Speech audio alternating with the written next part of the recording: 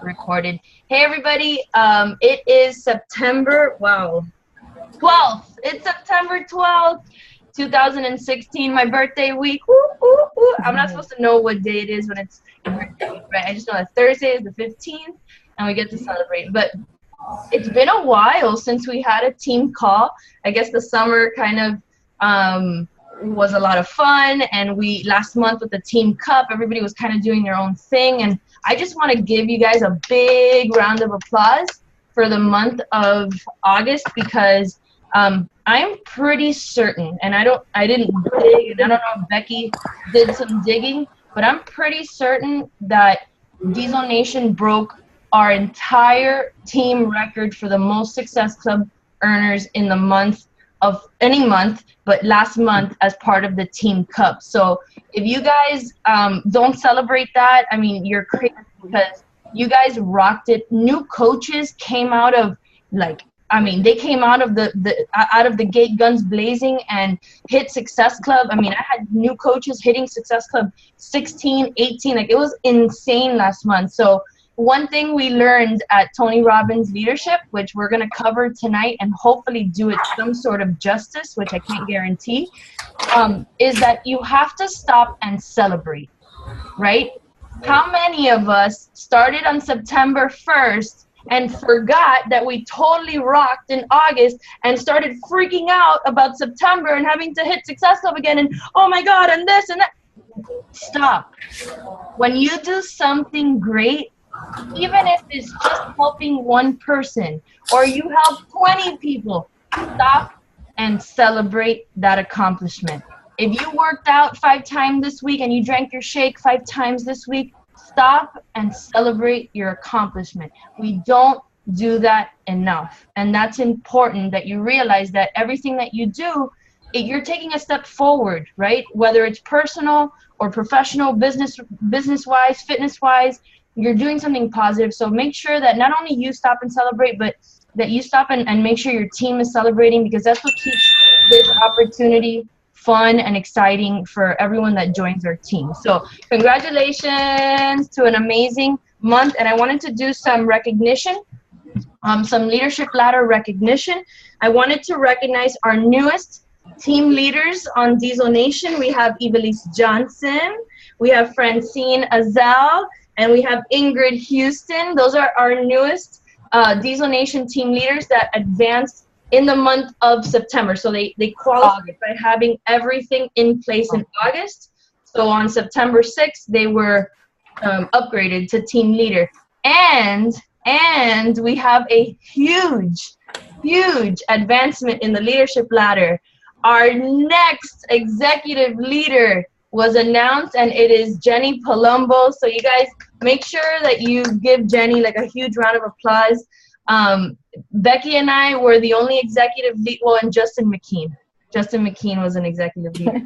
But we were the only executive leaders on Diesel Nation for all this time, and Jenny did it. And I know we've got people coming up. I know Amy's coming up.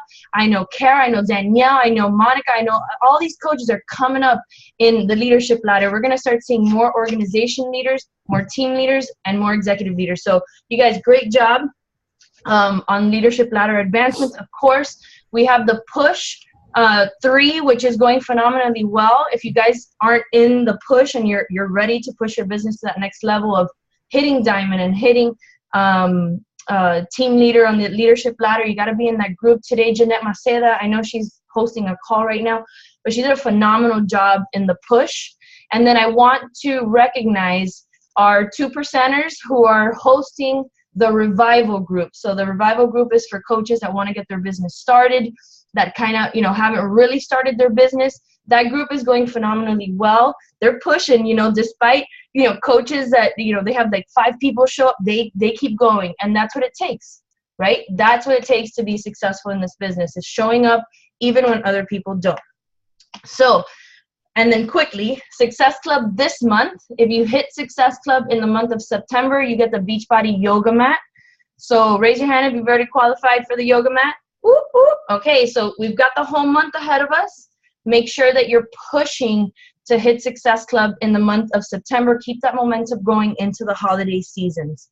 All right, tomorrow there's a few things going on team-wide. So I don't want to steer you in any particular direction. Make sure you're going to your upline coaches and figuring out what's going on, because tomorrow I even know that I'm hosting a live business opportunity call. Amy's hosting a happy hour push business opportunity, and I know Katie Green is also hosting a business opportunity. So there's a bunch of stuff happening tomorrow. Make sure that if you have prospects that you want to introduce to the Beachbody opportunity, that you're plugging them into these resources to help you grow your teams. All right, and then I'm going to do one thing before we get into the nuts and bolts of this call. Sorry, I'm talking really fast, but we have a lot to cover. I wanted you guys to, because I know a lot of people didn't even know that this happened. You probably didn't even know that on Sunday, when you guys know when the websites went down and nobody could log in, what was going on?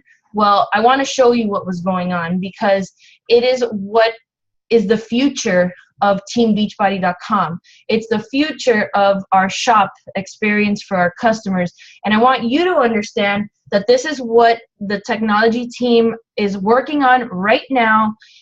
What I got to see when I went to Superstar Day a year ago, literally a year ago this week, I saw this in its baby infancy stages, and now they're rolling it out in 3 phases. The first phase has already been accomplished.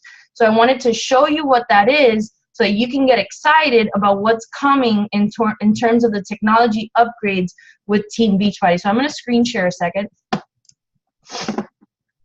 And I'm going to come here. And this has not changed whatsoever.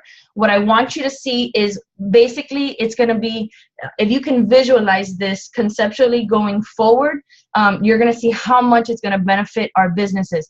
But right now, what they did as part 1 of this technology upgrade is they upgraded the Ultimate Reset shopping experience.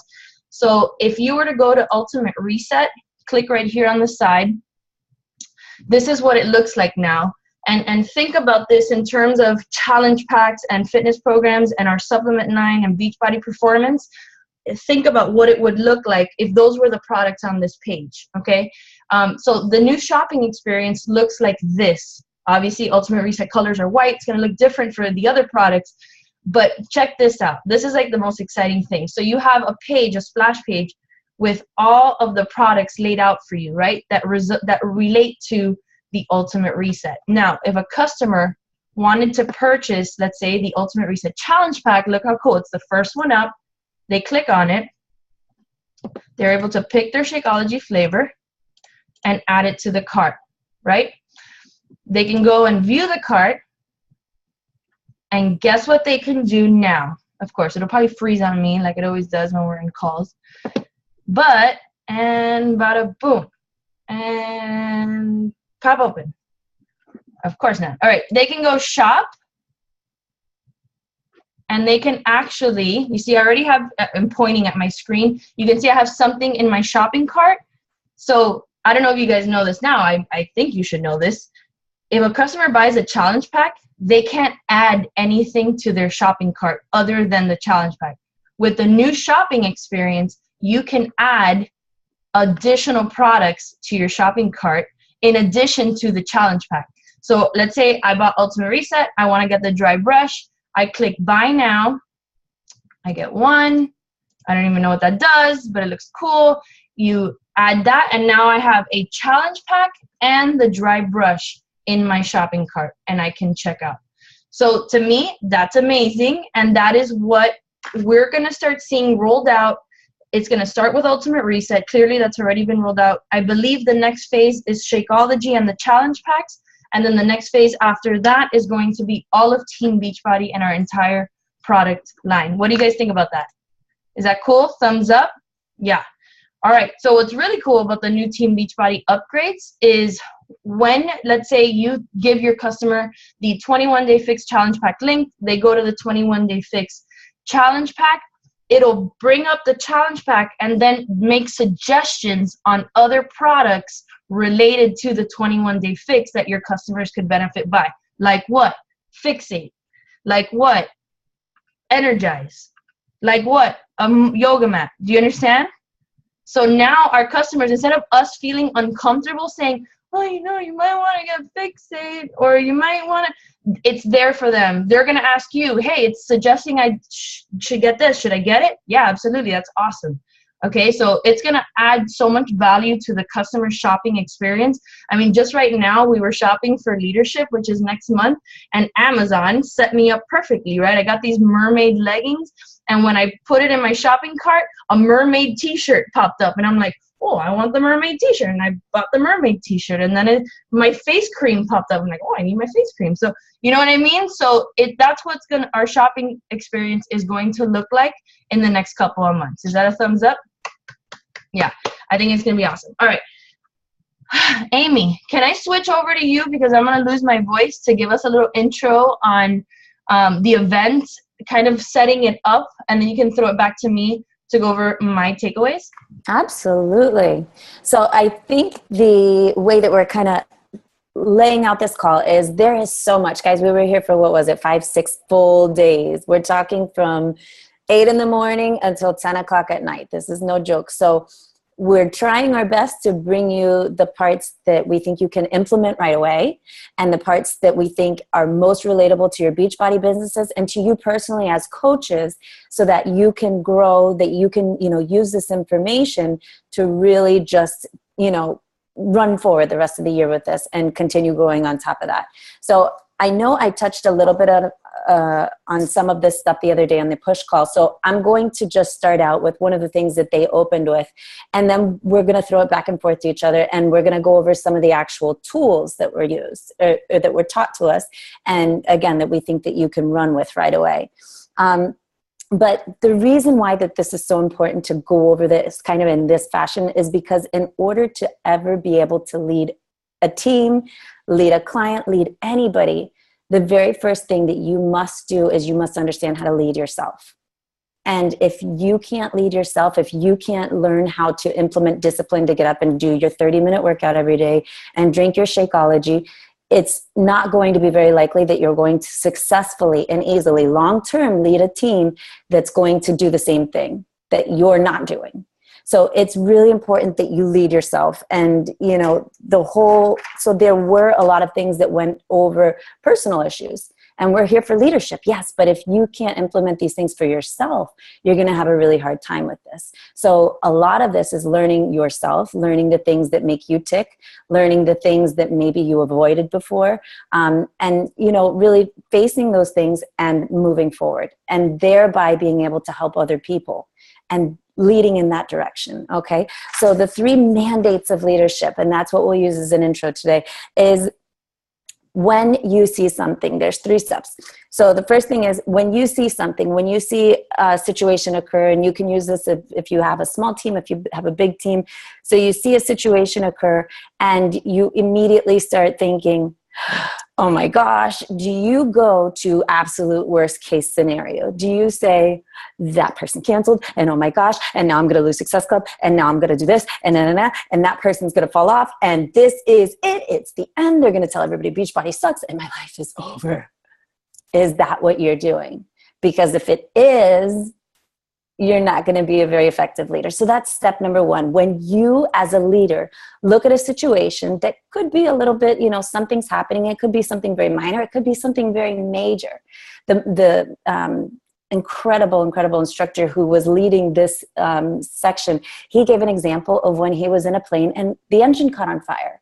And it wound up being him that the entire plane looked at, not the captain, not the freaking out stewardesses, but him, because he's so used and conditioned to leading in this manner that they turned to him, because he didn't, completely freak out on the inside maybe, but he was able to stand up and identify the problem and just kind of move forward with a head on his shoulders that wasn't spinning in total circles.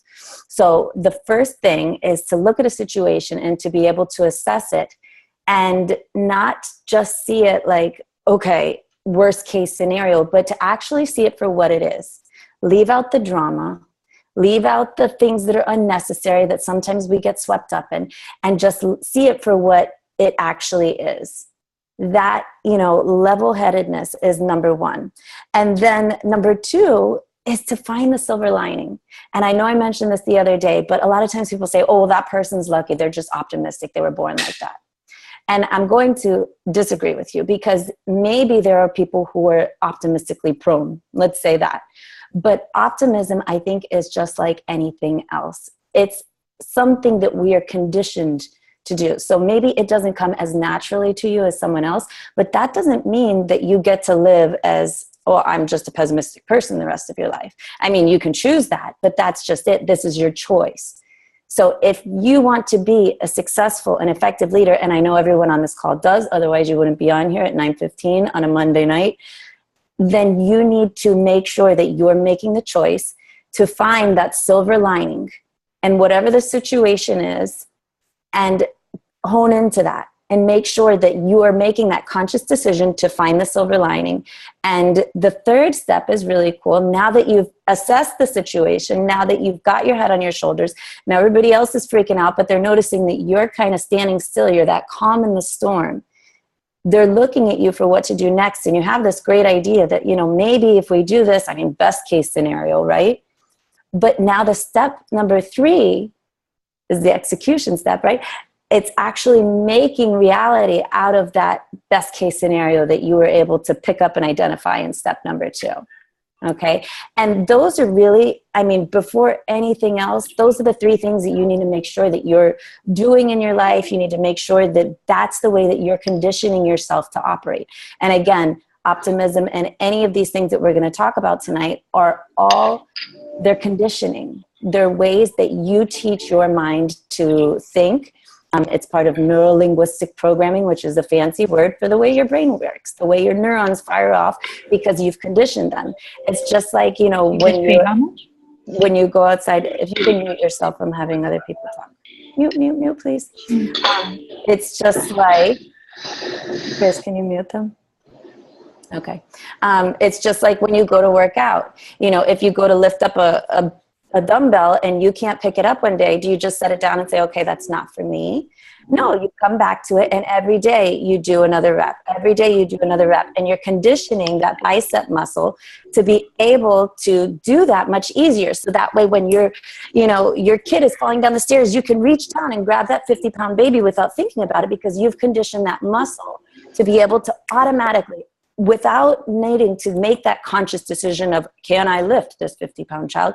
Your arm is going to reach down and scoop up, because that's what you've conditioned yourself to do.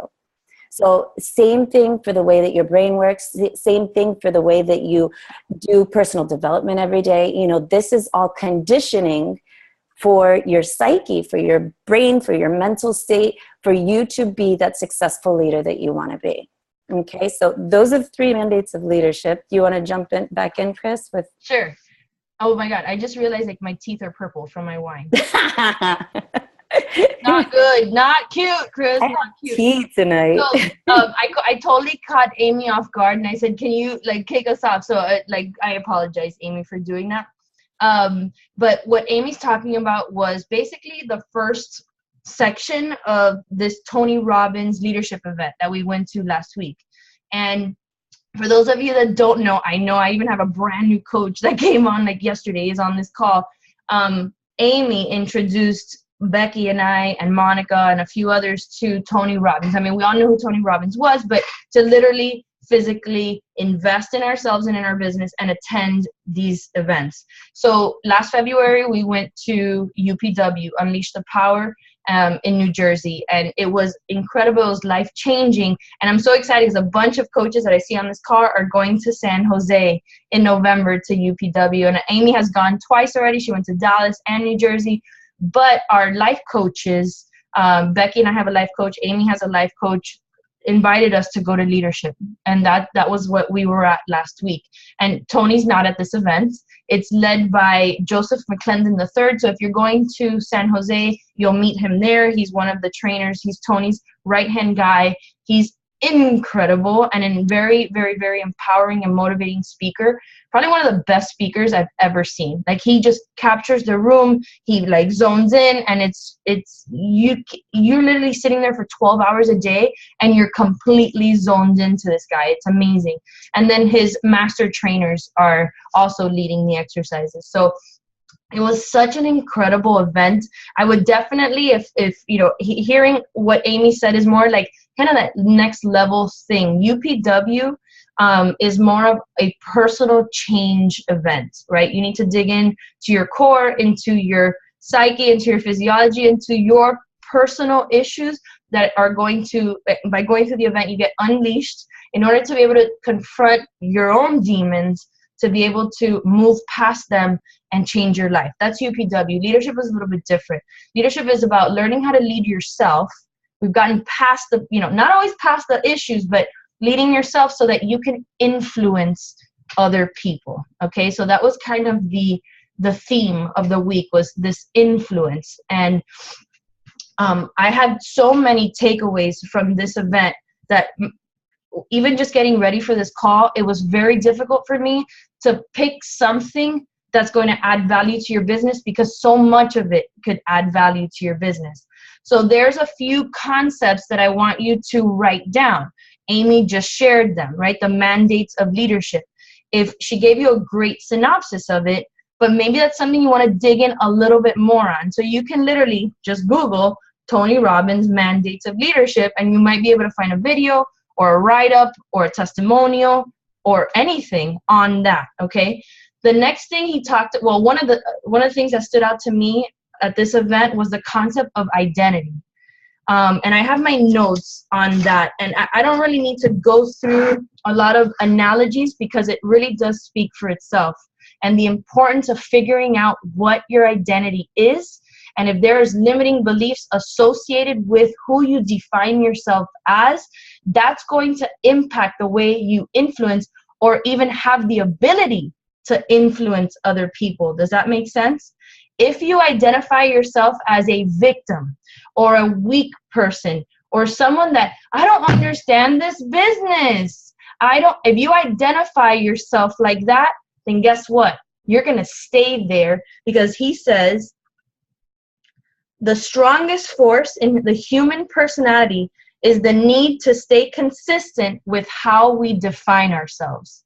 Let me repeat that. The strongest force in the human personality is the need to stay consistent with how we define ourselves. Because it is much easier to remain a victim. It is much easier to say, I don't get this damn business. It's just not for me. I don't understand team cycle bonuses. I don't get how people get Success Club 10. If you stay in that identifying world, in the way that you define yourself, then your need to be consistent and not stretch yourself is going to keep you there. Thumbs up if you understand what I'm saying. Yeah, all right. He says identity determines everything. And when you think of identity, think of it as your brand, right? Who are you? It's the most powerful force in the human psychology. Think about that. How crazy is that? It's the way you identify yourself and how it controls you and your actions. One thing that I wrote down that I stood out that I wanted to sink in. It's not something I need to explain. I just wanted to sink in. He said, we wouldn't use a 10-year-old computer, but we are using information that is 10 and 20 and 30 years old to define us. Do you guys let that one sink in and kick you in the gut over 3 times? We wouldn't use a 10-year-old computer, but we use information that is 10, 15, 20 years old to define us. You need to get to a place where you change, and that's where we get into the next part of leadership. Actually, the whole leadership was about the 7 master steps. Write that down, right? Identity is one concept. Mandates of leadership is another concept. The 7 master steps of change. I'm not, and Becky's going to touch on her takeaways with the 7 master steps. So is Amy. And I'm going to touch on the first 2. We can't go through the 7. It took us 5 days to get through the 7 master steps. So there's no way in hell that we could cover this and do it justice. But we thought that we would give you a few of the takeaways from the 7 master steps and how it relates to the way we communicate with our customers and the way that we communicate with our coaches.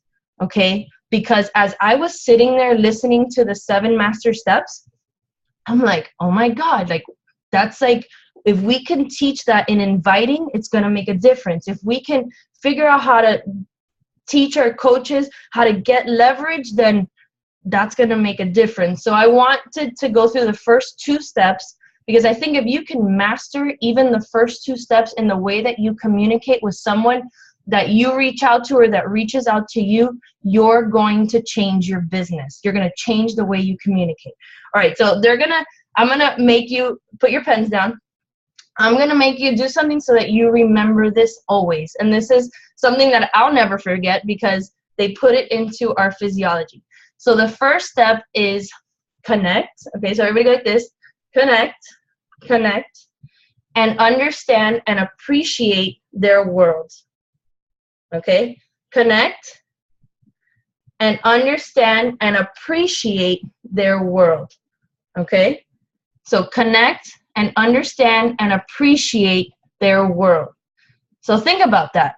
When you're talking to someone and they're like, hey, you, what's up with that 21-day fix? Do you just say, you want me to show you a video? Yeah, you'll love it. It's super good. Look at me. I'm so skinny. Blah. Or do you find out what they need? Do you connect to them and understand and appreciate why they reached out to you? Because there's a reason why.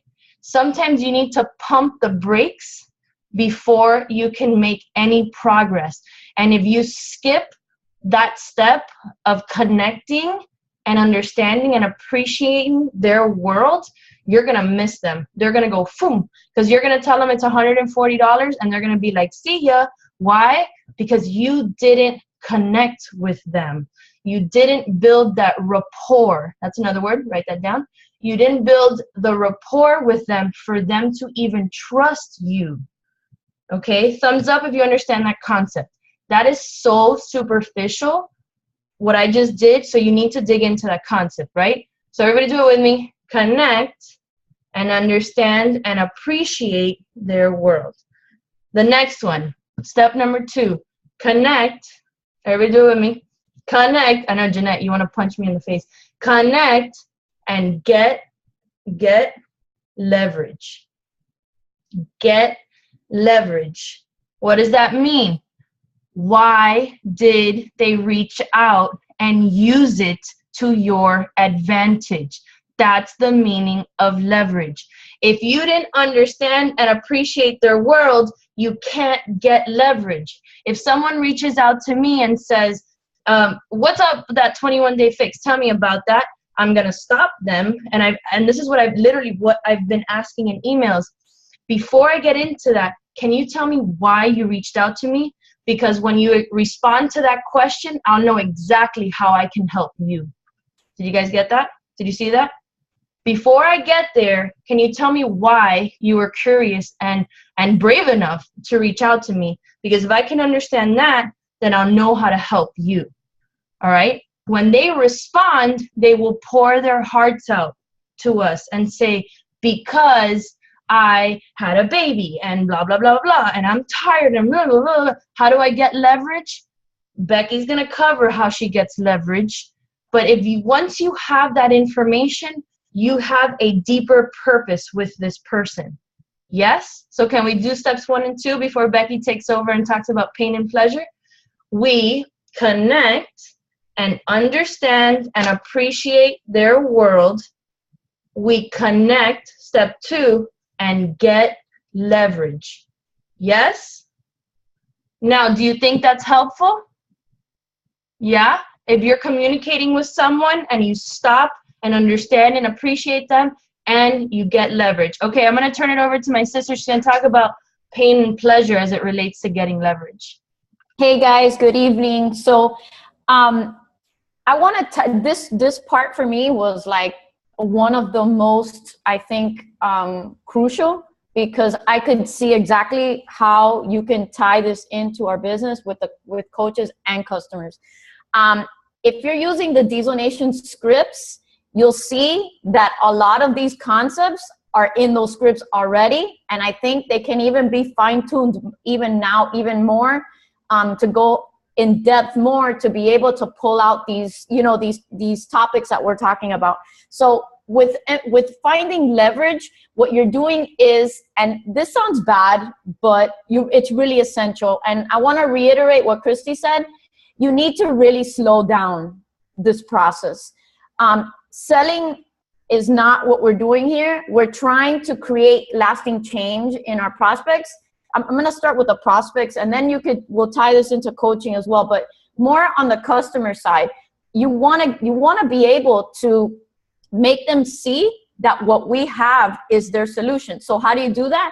By asking better questions, by slowing down the process, and not just throwing a bunch of information. They don't give a crap how much you know about these products. They don't care. They want to express where they are in life, why they failed a million times, and then it's your opportunity there to fact gather and then turn it around for yourself in order to make the connection. So using the scripts, you're going to ask a lot of questions. And I know I do a lot of this prospecting via email, and the questions that come up right away, what your job is to do is to create a scenario of pain. So you're going to ask them questions and dig a little deeper to make them feel the pain, why they need to make this change now. And there's some critical questions that you can ask that I definitely want you to write down, and I'll put them in the chat as well. But what you're doing here is making them really see that if they don't make this decision today to make a change, to step into this program, to use Shakeology, to assign you as their coach, their life will only get worse. I know this sounds so bad, but this is all influence. So what I do is I ask them questions about why they have failed. I let them talk and let them share with me. You guys need to zip it and just listen and ask better questions. Why have they failed in the past? What has prevented them from repeating into old patterns? One master question is, which you can use at the end, is what is the cost to your life by not making the commitment now? If it's a medical thing, show them that by not creating this change now, they will only feel worse in the future. If it's something emotional that has to tie back to confidence or, their appearance, I mean, what would it feel like to continue down this path and have less self-esteem? How will that affect your family? How will that affect your long-term relationships? If they're unhappy with the way that they are, their current state, ask questions that drive them back into the pain and really make them feel that this is the solution right now, that you have the solution. And it's not the product, it's us. We are the change makers. So you need to be able to leverage that and show them that this is what they need now in order to then feel the pleasure. And that's the key component of pain and pleasure, is that once they feel the pain, you cannot leave them there. You have to now bring in the sunny side of things. So once they complete this program, help them see that they're creating a lifetime of change, that they're going to feel self-confidence, that their family, maybe they're going to create change for their whole family, and their whole family unit is going to get stronger. So ask them questions and help them visualize what their life will look like when they put on that dress that hasn't fit in 20 years, or that the relationship with their husband is now improved, or maybe that because of coaching, they'll be able to take this amazing vacation that they've never dreamed they'd have, because you are now creating this vision of their future in pleasure. Once they start to feel that, then you've got influence over them, and you can then proceed on with the conversation. Okay, so what happens if, and I do this all the time, and you get to the end of the conversation and they say the objection comes up. Well, what I do, and I told Arlene this the other day, I throw it back in their face. That they don't want to change because they can't afford $140. Well, what's the cost to your life and your future health by not investing in this challenge pack today? Are you going to continue doing the same thing to get the same no result or negative result and end up feeling back into the pain? You need to be able to go back and throw their answers. I know it sounds terrible, but it works, guys. You have to be able to do it, and you have to do it with confidence. You cannot be scared to tell them, like I do, go back and read your initial email to me and just focus on what you said and how bad you feel and how you want to inspire your children and how you want to set a good example for your family. Go back and read that, and then think about why you need to make this change now. So the two important questions are, what is the cost to your life by not making this change? And you can edit that as much as you want. The other one that one of our buddies, his name was Derek from Australia, told me is, if not this, what? If they're not going to take the steps to change with our products, then what are they going to do? They'll probably say, well, just eat healthier. Okay, so what does that look like? What does it look like? Explain to me what you plan on doing and how has that worked for you in the past. So it's about creating the pain, making them feel it, and then turning it around and giving them the option, what it's going to look like when they do succeed. And it's something that it's a skill, just like everything in this business. You have to practice it. You need to have your scripts, written out to sound like you, to ask the right questions. You need to be able to be flexible and insert questions that maybe aren't on your scripts in order to tackle each person individually.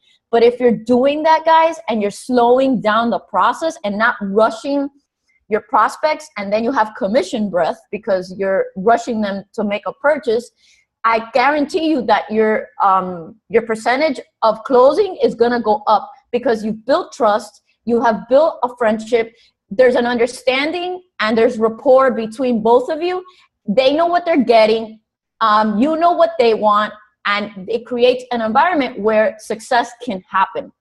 So that section for me was huge because I could tell how it could tie so deeply into this business. I mean, there were so many takeaways. There was another one about like people who are visual and auditory, and people who things with a touch is the way that they communicate. And just by what Amy was saying, I know she's visual.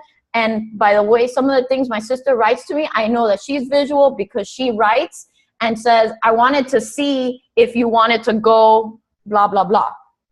I do the same thing. I'm visual. So when talking to someone that's visual, you need to talk to them in their terms. And that's what I really loved about this whole seminar, was that it's creating understanding between people. It's learning to read your prospects, learning to talk to them in their language to get the best out of them.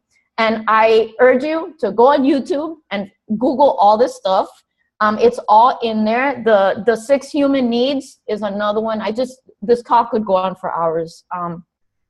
The 6 human needs is really important, and is part of this whole thing, is knowing their motivating factor. Why are they doing this? Are they looking for love? Are they looking for significance? Are they looking for certainty? Those are all things that I think you should start with, is learning the 6 human needs and learning what you need first.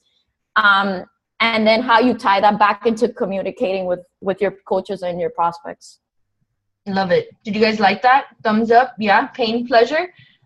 It's not, it's not a negative thing. It's called influence. It's influence. It's not like bashing someone over the head with it's not that. It's, if you're so confident that our products and Shakeology and our community of support is that powerful, then you can take someone there. Mm-hmm. Because if they messaged you and they said this, that, and the other, they need change, because of this and X, Y, Z, then take them back there and put them in the state of pain. So quickly, Amy, before I turn it over to you, I know we could be on this call to like a minute. I know. But okay, we did connect and understand and appreciate their world, connect, get leverage. Step 3 is interrupt and annihilate the pattern. So I just quickly, what that very quickly means is, if someone keeps on in their conversation, no, I'm just lazy. And we've had these conversations before with people, not people. Everybody that was listening smiled at that one. You have to interrupt them. You have to start talking about something else, especially if you're on an email conversation or on the phone. How are the kids? Just take them off the pattern And then you come back to it when you can break the pattern and annihilate the limiting patterns that they have. Number 4 is define the problem in solvable terms, right? I don't know what this means, but that was the gesture that they made us do. Define the problem in solvable terms. What do you think are the solvable terms here? It's our products and Shakeology, right? Once you've figured out what they need, then define the problem. Say you need health and fitness, and you need the 21-day fix and Shakeology. Step 5 is access empowering resources. What are the empowering resources? Personal development, right? Our challenge groups, the support environment that we provide. Okay, so this is how the 7 master steps works and how it can work to help your business. So I really hope that you go back. And so now I'm going to turn it over to Amy, who's going to cover the last 2 steps quickly. Sorry, I was muted. Really quick, I do have a slide, and I thought that these were great. If you want to do a quick snapshot or something, I think we actually posted these in the team page. But, going back to Becky's a little bit, because this I felt was just going to be the biggest thing that we could bring back to you guys. These are questions you're not sure what to ask. These are some additional questions that you can ask to really help them just kind of dig in. What has not changing cost you already?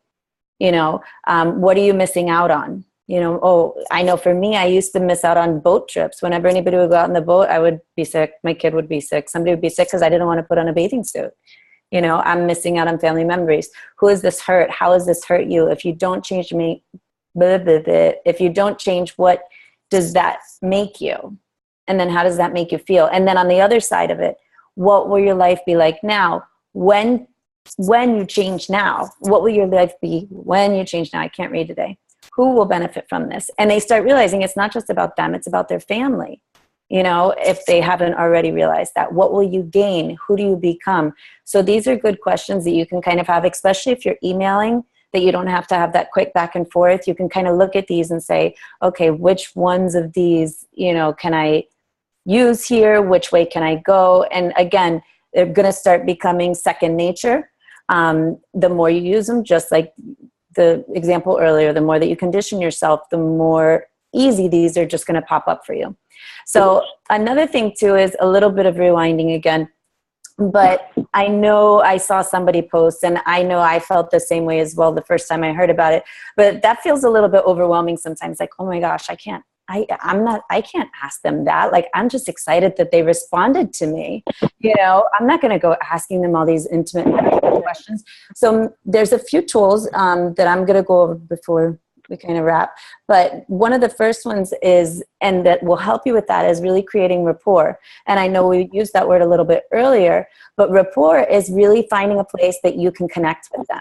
So as you're doing this first step, as you're connecting, and it's funny because ever since we get home, as soon as I have somebody reach out to me, I go like this, connecting.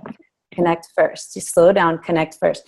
As you connect with them, you find something that's in common with them, some common ground that it's going to establish a level of comfort for them to talk to you, whether it be that they're a mom, that they used to be a cheerleader, are their kids in soccer, are they into going to the gym, for the guys, do the guys like boats, do they like poker, whatever it may be, but you kind of talk to them, and again, that's when you're kind of forming them, that's creating rapport. And that's getting that common ground where they feel like they can open up to you because, oh, okay, she gets it. She knows what I'm talking about. He knows what I'm talking about. And they kind of give you that permission to start having these conversations with them. And before we get away from it really quick, the first time I ever did this, I went to an NLP training last year. And it was a lot of doing this. And I sat down with a guy. We had to do these exercises there. And we had to sit down, and he told, they had to pick an issue that they wanted help with. And he was an older gentleman, probably in his 60s, not hugely, like I didn't look at him and say, wow, he's, obese, completely out of shape. But he did have, a little bit of extra weight on him. But when we sat down and started talking, he told me, I want to have this change in my life with my health because I've had XYZ heart condition, this and that. My grandkids were just born. And we actually went in, and the question we kept asking them and that we were instructed to ask them was why? But why? But what does that mean? Well, I need to be here for my kids. Why? Well, I want to see my grandkids grow up. Why? Well, because that's going to mean a lot to me. That's who I am. But why? Because, I want to be able to experience, going to the park with them and seeing them graduate and this and that. Okay. And how about if you're not there? What are they going to miss out on? And these type things. And those were a little bit more like you felt like you were digging a little bit deeper, but the guy I just kept saying why, because I didn't know what I was doing. The lady's like, say why. And I just kept saying why. And this big, burly, just such a sweet man after the whole thing. But he came to the point of tears, that he had tears coming down his face. And he was actually to the point that he was imagining his life with his child, with, his grandchildren not having a grandpa. And that moved him so much. That guy went out and started walking laps during lunch break. I'm not kidding you. He came back in and reported to me, I just walked 1 mile on lunch break. And he was so proud of himself. And he checked in with me on and on. And the other thing is, I know that sometimes that can feel funny. Well, I don't want them to think, guys, this is our job as coaches. This is our job, is to help people change. They reached out to you not because they reached out to you for a reason, or they responded to you for a reason. And if you aren't capitalizing on that opportunity to actually give them the help that they're asking for, even if they're doing it in a defensive way, even if they're putting down your products, you're not doing your job as a coach. You're not fulfilling our mission as Team Beachbody. Whereas we need to help people. They came to us because we're a coach. We're a coach because we understand these things. We know how to make them uncomfortable staying where they are anymore. And we are coaches who will push them to that next level. That's our job. So don't feel funny about it. If you feel funny about it, you need to do more work on you and really understand that my mission, my job in life, my passion, what I'm here to do is to help people change their health and fitness, help them change the outcome of their lives because of the way that they can live and how long they can live, et cetera, et cetera. Okay, I'll get off the soapbox. But rapport, that's one of the tools. So you can write that down, rapport. And there's lots of different ways that you can connect with rapport, asking questions, connecting on different levels, everything like that. Another one of the cool tools that was kind of easy to jump into is transformational vocabulary. And this is NLP stuff, so it's fun for me. But transformational vocabulary, how many times, and I do it all the time, and I love when I catch myself because I'm like, you're so wrong. But do you say, oh, I never do that? Really? Do you never ever do that? Have you never done that? Or I've tried everything. I can't lose weight. Oh, you've tried everything? Oh, so you've already tried the 21-day fix. No, but I've tried everything. Well, if you've tried everything, you haven't tried 21-day fix. And helping people shift their vocabulary and calling them out on what they're saying, somebody said, Becky, I hate the word try. I should let her say it. She tells her kids, you can't try and pick up the pencil. You either pick up the pencil or you don't pick up the pencil. You don't try to pick up the pencil. So you don't try to do anything. Either you do something or you don't. Trying, that's nonsense. But transformational vocabulary. So think about some of the things that you even catch yourself saying, or me. Oh, I only drink wine once in a while. 11 pounds later. So, you can catch yourself and you can use that in yourself. Listen to the things that you say. And then now, again, it's creating that consciousness of it. And when you start listening to other people, when they tell you these things, you can help shift their vocabulary. And you can make them aware of it. This is nothing sneaky. My life coach does it with me all the time. He'll call me out on it. But when we say, I've tried everything and nothing works, what are we creating? Just like Christy was saying in the beginning, we're setting ourselves up for nothing works. So really, have you tried everything? Or I've tried a lot of things, but I haven't tried this yet. And when I do, I'm going to have success with it. So transformational vocabulary can be such a minor adjustment, but has such a huge difference in the way that, you wake up and do things. And then my other favorite one, almost done, don't worry, is reframing. And I was telling Christy before we jumped on the call, I know what reframing is. My coach does it to me all the time, and I love it. And I pay him to do it over and over again because reframing is huge. So reframing is basically when you look at a scenario, I'm trying to think of one. I don't know, I'll think of one. But when you look at a scenario and say, you know, oh, this is terrible. I'm really anxious. I feel really crappy. This happened to me recently. My life coach did it to me. I had something coming up and I had a lot of anxiety around it and I was nervous about it. I wasn't sure how I was going to do. And I felt anxious. And my thought process was, I'm stressed, I'm overwhelmed, I'm anxious. I don't know if I'm going to perform to the best of my abilities. I don't know, all these things. And he told me, okay, so it doesn't sound like you're anxious. It sounds like you're excited, right? Oh, okay. Well, when you shift your mind and you reframe something from, you know, this negative type pattern into a positive type reframe, then it's something, you know, really cool that you can shift your mind. And they gave us some little note cards, and there's even things you can do to pre-frame. So in the morning, there's one that says morning questions, and I'll snap a picture of this and set it. But like, to give you an idea, the purpose to condition new patterns and to add new resources and references. So there, like for this, I'm going to give you this example. There are a series of questions that help pre-frame your day. So instead of waking up, and if you've done Miracle Morning or anything like that, instead of waking up and going, oh crap, it's Monday and I'm late and the coffee overflowed and didn't make, or something tragic like that, and all these things, you can wake up and you ask yourself these questions and you pre-frame your day for success. You pre-frame your day for massive, amazing actions. So what am I happy about in my life right now? Like, and I've really been doing this lately, thank goodness. Finally got it. But I wake up in the morning, and when I hear my alarm clock, I shut it off and I don't fall back asleep. I guess I've conditioned myself enough for that now. But the first thing I ask myself for is, what am I grateful for today?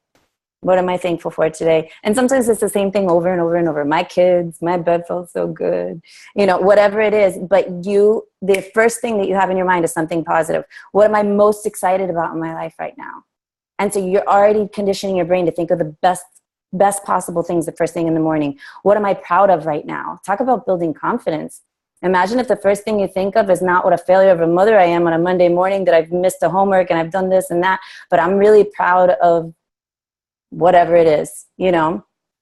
What am I most grateful for? How does that make me feel? What am I enjoying most in my life right now? What am I committed to in my life right now? That's a way to get your butt out of bed to your workout. I'm committed to my program right now. I am. Court of Force is whooping me. And who do I love? And who loves me? Even if it's your fur baby, that is fine. But you guys see, it's conditioning, once again, your mind to be in that positive reference and to really set yourself to be on this positive frame for the rest of the day. And you are taking control of your day.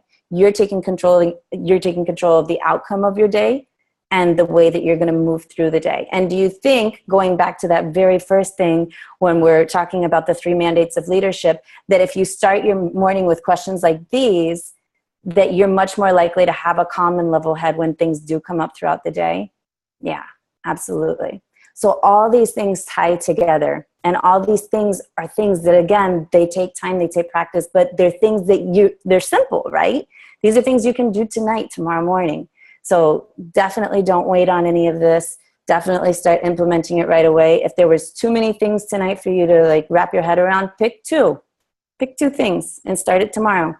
And make a list of everything so the next week you can add 2 more. Because again, the more you start doing these, the more it's going to become second nature to you. And you can start adding more and more in. And you're going to see your level of leadership just move up and up and up and up. So, whoa. Stop talking. Did you guys feel like this was helpful? Yeah? I know that we could have talked for 3 hours and really gone through the 7 master steps and the leadership principles and literally every master step, so there's 7 of them, has like 20 subsections of crap that you learn. Not crap, it's good stuff, but you know what I mean? Like, it's just like boom, boom, boom, boom, boom, and outline. I felt like I was in law school again almost, but it was like life-changing information. So take some time. We highlighted the ones that we felt important, and I wanted to close, it's almost 10, I wanted to close with a clip of a movie, and I want you to see if you can identify some of the topics that we covered tonight. Okay, so I want you to pay close attention. It's a 3-minute clip. So I want, and if you can't hear for some reason, I'll share what the name of the movie is afterwards. But see in the chat, if you can identify, is there rapport? Did he connect and appreciate? Did he create leverage?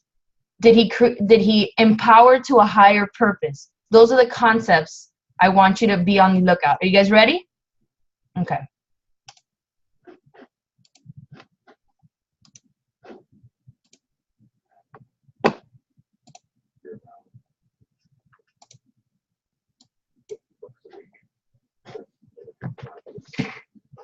Well, we get to be cozier because I'm not going to be able to pay my mortgage on my house, so maybe we can move into a nice fucking one-bedroom apartment somewhere. And I guess without benefits, I'll be able to hold my daughter as she, suffers from her asthma, but I won't be able to afford the medication for her. Well, tests have shown that children under moderate trauma have a tendency to apply themselves academically as they cope. Go fuck yourself. That's what my kids think. Children's admiration is important to you. Yeah, it was. Yeah, they ever admired. Hey, asshole, aren't you supposed to be consoling me? I'm not a shrink. I'm a wicked. You know why kids love athletes? I don't know, because they screw lingerie models. That's why we love athletes. Kids love athletes because they follow their dreams. Well, I can't dunk it. But you can cook. What are you talking about? Your resume says that you minored in French culinary arts. Most students that live in a fryer at KFC, but you bus tables every other week to support yourself. You get out of college, and you come and work here. How much did they first pay you to give up on your dreams? $27,000 a year. And when are you going to stop and come back and do what makes you happy? I see guys who work at the same company for their entire lives, guys exactly like you. Clock in, they clock out, and they never have a moment of happiness. You have an opportunity. This is a rebirth. If not for you, do it for children.